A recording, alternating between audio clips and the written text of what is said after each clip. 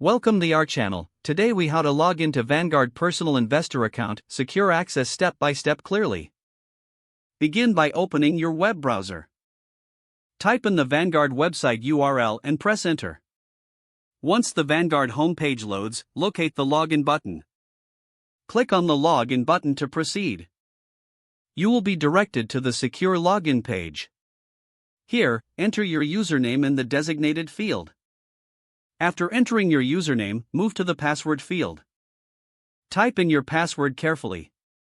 Make sure to check that both your username and password are entered correctly. If you have two-factor authentication enabled, follow the prompts to verify your identity. Once your credentials are entered, click the Login button.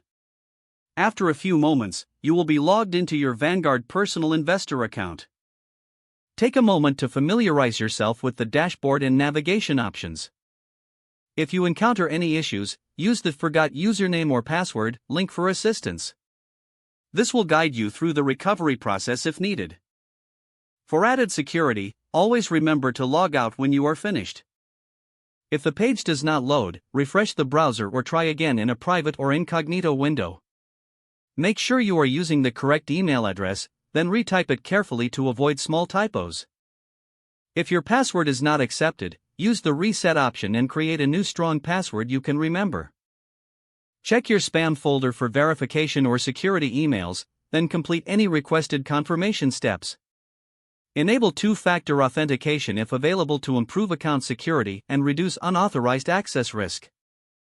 After signing in, review your profile details so your contact information and settings are accurate and current.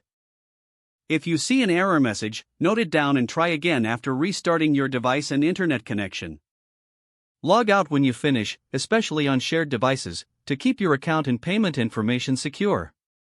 If the page does not load, refresh the browser or try again in a private or incognito window.